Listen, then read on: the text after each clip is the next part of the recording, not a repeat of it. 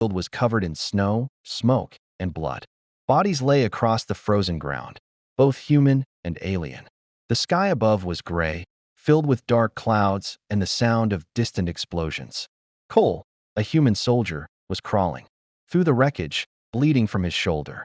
His face was tired, but his eyes were alert. He had survived, barely. He didn't know how long he had been out. Hours. Days. Time didn't matter anymore. The war had reached its ugliest point. No rules, no mercy. He had been separated from his unit after the blast. Now he was alone, cold, and trying to stay alive. Then he heard it. A soft groan, not human. He turned slowly, holding his weapon tight.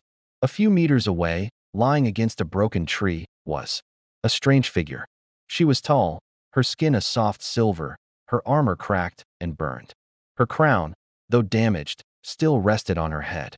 Her eyes glowed faintly, purple and sharp, filled with pain. Cole knew her face. Everyone did. She was the enemy queen, Zivra of Threxia, the woman behind the war, the symbol of destruction. Every soldier was told, kill her on sight. No second thought. But she wasn't a queen now. She was hurt, her leg nearly gone, blood soaking the snow beneath her. She tried to lift a hand toward him and collapsed again. Cole raised his gun. His finger was on the trigger. Then he froze. She wasn't trying to fight. She wasn't calling for help. She was crying? It was just a tear sliding down her cheek. But it shook something in him. She was dying. He looked around. No one else was there. No cameras. No witnesses. No medals waiting for him if he shot her. Just a choice. A hard one. He lowered his gun. Zivra blinked, confused. Cole walked toward her slowly. He didn't speak. He just pulled off his own jacket and wrapped it around her. She winced, but didn't resist. She looked at him like he was a strange creature. Maybe he was. I'm not your enemy, he whispered. Not right now. She tried to answer, but her voice was weak. Cole lifted her carefully. She gasped. In pain, but he held her steady. Her tall frame made it difficult, but he didn't stop. He began to walk. The snow was thick. His legs burned. His wounds reopened. But he kept going. He didn't know where to go. No maps. No radio. Only the stars above and his memory. But he knew there was a human camp miles away. If he could reach it, maybe she could survive. Maybe they both could. With every step, the weight on his back grew heavier. But something inside him told him not to stop. Zivra didn't speak again. She only rested her head against his shoulder and closed her eyes. He could feel her cold breath on his neck. She was burning up, maybe from infection. He had to move faster. Through forests and broken fields, over fallen trees and icy rivers, he carried her. Once, he slipped and nearly fell into a frozen stream. She reached out to steady him. There, eyes met. For a moment, they saw each other, not as enemies, not as monsters, but as two beings who had lost too much. He wondered what she saw in him. A fool? A traitor? A human? He didn't know. Night fell, and the cold grew worse. He found a small cave to rest. He laid her down, built a small fire, and gave her the last of his food. Still, she didn't speak. But when he dozed off for a moment, he felt her fingers touch his coat, gently, almost with thanks. The next morning, he lifted her again and continued. Mile after mile. No one knew where they were. No one knew what was happening in the snow. But a wounded queen was being carried, not by her guards, not by her soldiers, but by a human who had every reason to hate her. And yet, he chose not to. That choice would change everything. 30 miles of silence and fire. The journey had only just begun, but Cole's body already screamed in pain. His boots were soaked from melting snow, his back ached under the queen's weight, and the freezing wind cut into his skin like glass. But still, he walked. Zivra didn't speak. Not even a whisper. Her eyes stayed half closed, her body weak, and her wounds deep. Yet somehow, she clung to life. And Cole, though limping, bleeding, and exhausted, refused to let her go. Once, when he stumbled and nearly dropped her, her sharp claws twitched against his chest, but she didn't attack. She could have. She didn't. That meant something, that he kept his ears sharp. Drones were known to sweep the area after a battle. If either side found them now, both could die. Him as a traitor, her as a prize or target. Every step had to be silent. Careful. By the second night, the weather turned worse. Snow came down heavier. Cole found a fallen tree trunk and used it for shelter. He placed Zivra inside first, wrapping her in his coat again. His body shivered through the cold night, but he didn't complain that he chewed on a frozen energy bar, his last one, and broke half to place near her lips. She didn't move. Just when he thought she was slipping away, her lips barely opened, and she took the bite. That tiny motion gave him hope. The next day, the silence broke. "Why do you carry me?" Her voice was weak, but clear. Her alien accent curled around, every word like mist. Cole didn't stop walking. He didn't look down. "You were dying," he said. "I am your enemy." She whispered. He paused and looked at her. "Not anymore." Zivra stared up at him, confused. "You don't make sense." "I get that a lot." Her body shifted slightly on his back. He could feel her breath closer now, warmer. She was getting stronger. Or maybe just more curious. Hours passed. A strange sound echoed from the trees. Not machines. Not drones. Something else. A low growl. Cole froze. From the forest, two sharp-eyed beasts stepped into view. Like wolves, but larger, their fur spiked and their teeth long and yellow. The creatures circled them slowly, eyes glowing with hunger. Cole gently set Zivra against a rock. He pulled out his small blade. "Just that. No bullets left. Stay behind me," he said. But Zivra pushed herself to her knees, weakly raising one hand. She let out a hiss, a deep, rumbling sound that wasn't human. The beasts paused. She hissed again, louder. The air shimmered. Around her fingers, the beasts whimpered and ran. Cole stared, shocked. "You scared them away," he whispered. She looked at him with tired eyes. "I still have some power left." He nodded, then helped her back onto his back. "Remind me not to get on your bad side." A small smile touched her lips. That night, they found a rock ledge to hide under. Cole washed her wound with melted snow. She didn't wince. She just watched him. "You should have let me die," she said. He shook his head. "I don't leave people behind. I am not your people. Doesn't matter." For a moment, she was silent. Then she said something that surprised him. "You are different. Not like the others." "Neither are you." He didn't mean to say that, but it was true. Zivra looked away. The flames of the small fire flickered in her eyes. "Where are you taking me?" "Human camp," he said. "They have medtech. Can save your leg." "They'll kill me." He paused. "I won't let them." She didn't respond. But when she closed her eyes, her face softened. The next morning, as they continued, something had changed. She didn't just rest against him. She leaned on him. She didn't just let him carry her. She held on. Their silence was no longer cold. It was connection. Strange, fragile, and real. And still, they had miles to go. Why did you save me? Snow crunched beneath Cole's tired feet. His breath came out in heavy clouds. The weight on his back wasn't just from Zivra, it was from the silence between them. But now, that silence was breaking. They had made it through another night, barely. The cold was brutal, but Zivra was no longer shivering. Her skin, once ice cold, now carried faint warmth. Her breathing was steadier. She was healing, slowly but healing. Cole had carried her for more than half the journey. His legs ached, his back burned, but his will was stronger than ever. He didn't know why. Not fully. He just knew that every time he thought about leaving her behind, something inside him refused. They stopped near a frozen waterfall to rest. The sound of the ice cracking in the distance filled the air. Cole gently placed Zivra down on a flat stone and sat beside her, rubbing his numb hands together. She looked at him, long and hard. Her voice came low but sharp. "You should have let me die." Cole turned his head. "You said that yesterday too. And the day before," she added. "I need an answer now. Why did you save me?" He stared at the snow, thinking. "Because you were hurt. Because I could. Because no one else would." Zivra narrowed her glowing purple eyes. "Do you understand what I am? What I've done to your people?" "I do," he said calmly. "You've led armies. You've destroyed colonies. You're the queen of Threxia, the woman they taught us to fear." "Then why?" "Because I saw your face when you thought you were alone. You cried. You were in pain. That's not something a monster does." Zivra looked away. For the first time, she didn't have an answer. She had ruled for decades.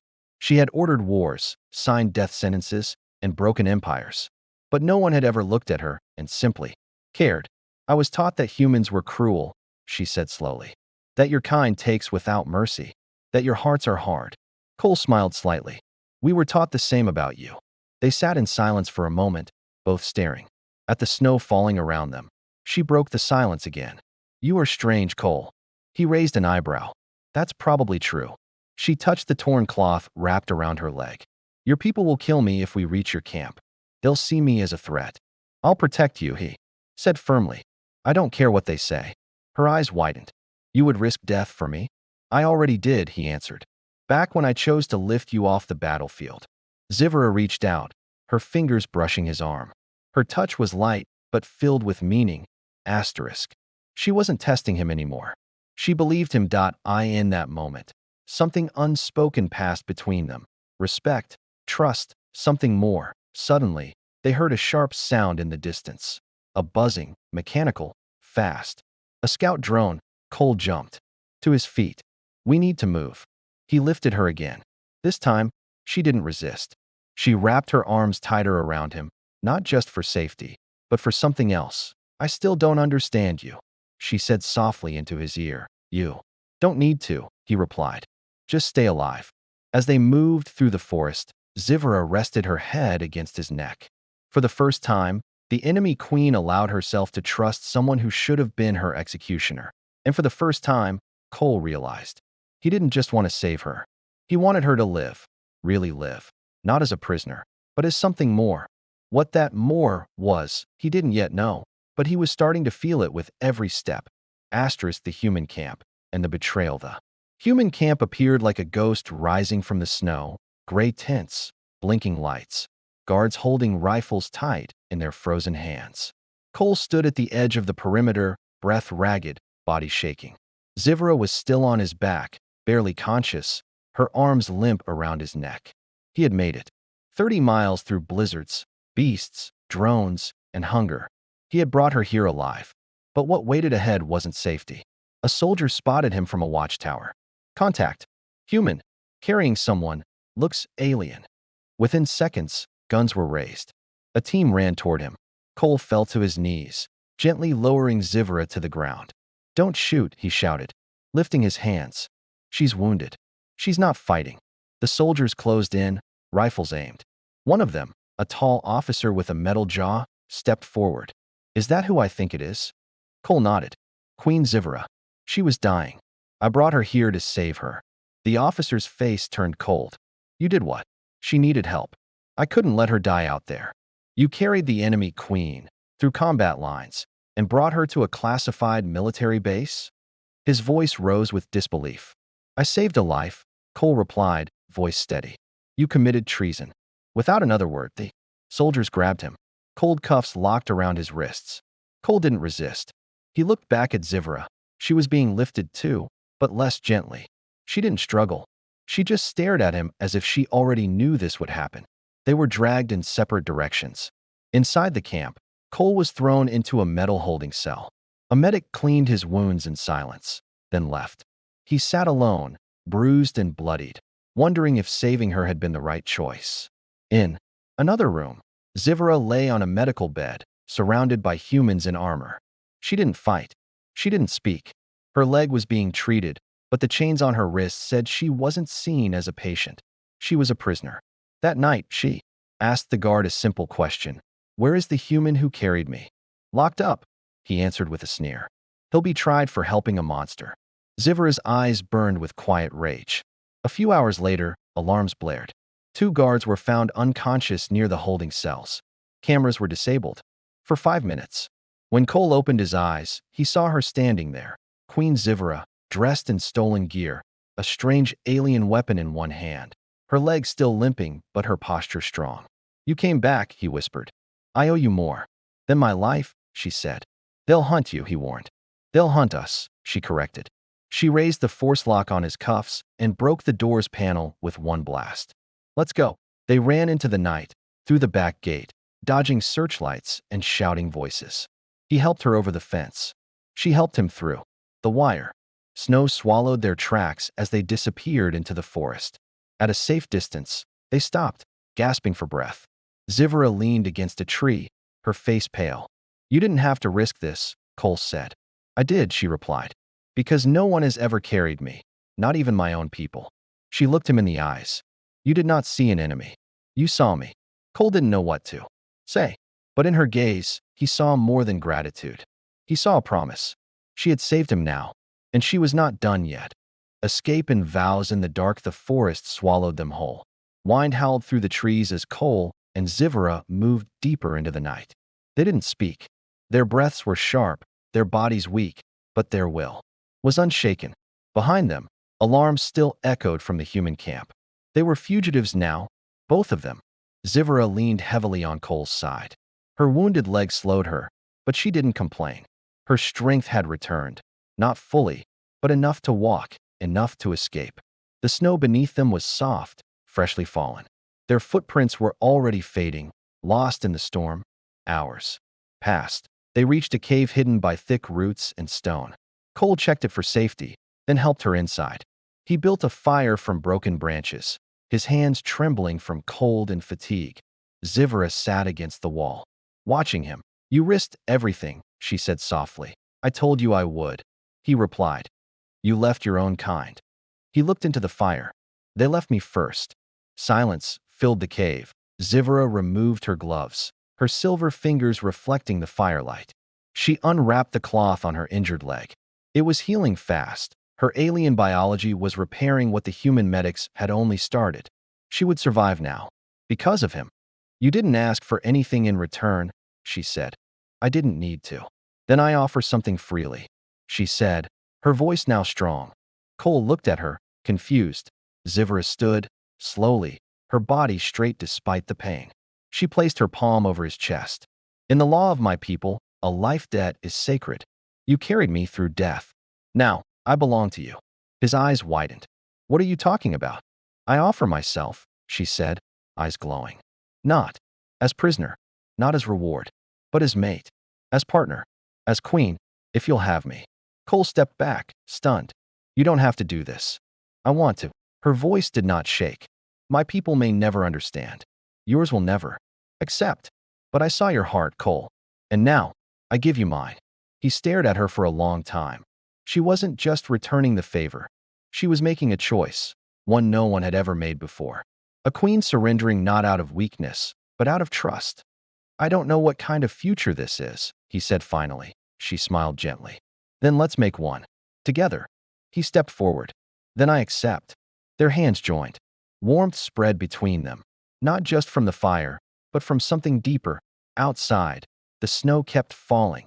Inside, two enemies became something more, not because of war, but because of everything they had survived to reach this moment, and what they would now face side by side. A queen's love or a trap. The alien city of Zyrex sparkled like a sea of glass and metal beneath the twin moons. Cole had never seen anything like it. Towering spires that hummed with energy, roads that shifted with movement, and skies patrolled by glowing sentries shaped like winged serpents. But what struck him most was not the beauty, it was the silence. As Zivara's transport ship descended onto the landing platform, no crowds gathered, no royal drums beat, no honor guards waited. The Empress had returned, but with a human beside her. And her people did not cheer. They stared. From windows, rooftops, and screens. The queen was alive, but changed. And that terrified them. Zivara stood tall as she led Cole through the golden halls of the palace. Her limp was gone now. Her armor had been replaced by flowing royal robes, but the fire in her eyes burned brighter than ever. Her head was held high, not just as ruler, but as a woman who had made a decision her entire empire would never understand. Cole felt the pressure. Eyes followed him everywhere. Whispers echoed around him. Why is she walking with him? That's a human. A war enemy. She has lost her mind. Inside the grand chamber, her council awaited. Tall, proud Threxians with sharp armor and sharper tongues. They did not rise when she entered. Instead, one of them stepped forward. Your Majesty, the elder said coldly, you disappeared. During battle, we feared you dead. Now you return with him. Zivara's voice was calm but fierce. He saved me, carried me through 30 miles of death. When none of you came, when my own army left me behind. He is a human, another counselor snapped. He does not belong here. Zivara stepped closer to Cole and took his hand in front of them all. He belongs beside me. I have made my choice. A silence heavier than war filled the chamber. One general, younger and bolder, couldn't control his rage. You bring your enemy into our palace? You insult our bloodline. He should be executed. Before he could draw his weapon, Zivra turned, and in one swift motion, knocked him to the floor with a pulse of her power. Touch him again, she warned, and I will remind this council who commands the stars. The room fell deathly quiet. Cole didn't move. He didn't need to. Her protection was louder than any words. Later, as they stood on a balcony, overlooking the capital, Cole leaned on the railing. You could lose everything for me. I already nearly lost my life, Zivra replied. If I must lose power to follow truth, so be it. He turned to her. Are you sure this isn't just debt? Gratitude? You don't owe me love. She faced him fully. If I wanted to repay you, I'd build you a throne. But I want to share. One, that is not debt. That is choice. He studied her eyes, so alien, yet so open. There was no trick there. No trap. Only truth. Still, doubts gnawed at him. Your people won't stop. They fear change. All great empires do. But they will learn. He reached out and touched her hand. Then I'll stand with you to as long as you want me here. Asterisk. Her fingers curled around his. I don't want you here, she said softly. I need you here. In that moment, the palace lights dimmed around them. But their bond glowed brighter than any star. She had once been a queen with thousands under her command. Now, she was a woman who had chosen just one dot, and the galaxy would never be the same.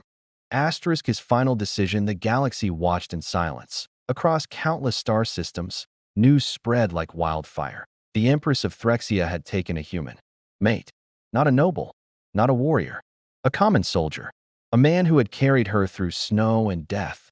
And now, he stood beside her in the grand hall of unity, where ancient rulers once declared war and peace with the stroke of a hand. The chamber was packed.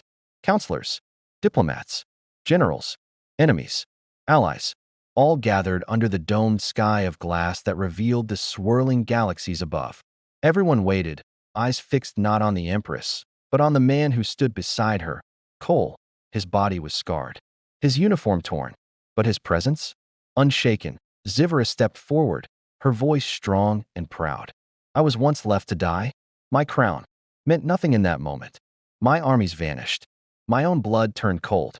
But one man, a human, lifted me from the earth and carried me home. She turned to Cole. I ask now, will you stand beside me, not as savior, not as soldier, but as partner, as king, not of my throne, but of my heart? Gasps echoed. Eyes widened. The silence after her words was deeper than space. Cole looked at her. He remembered the cold, the pain, the way her voice trembled in the dark, the fire in her eyes when she protected him, the warmth of her hand when she chose him, not out of duty, but loved. He could have said no. He could have walked away. Instead, he took her hand and stepped forward. I didn't carry you to be remembered, he said, his voice rough with emotion. I did it because I saw you. Not a queen, not a monster, just someone who deserved to live. He paused, looking around the room filled with doubters and critics. I'm not here to take power. I'm here because I believe in her. And if that means standing against 1,000 stars to protect what we have, then so be it. Zivra's eyes shimmered, not with power, but with peace. Together, they faced the crowd. Some turned away, some bowed, some simply watched, silent and uncertain. But one thing had changed, that a new story had begun, one not written in blood or conquest, but in something far stronger, trust. And from that day forward, when people spoke of the Queen of Threxia, they also spoke of the human who walked beside her, not as her servant, not as her captive, but as her chosen. And in the darkest corners of space, where war had once ruled, whispers of peace finally dared to rise. All because one man chose to carry the enemy instead of killing her.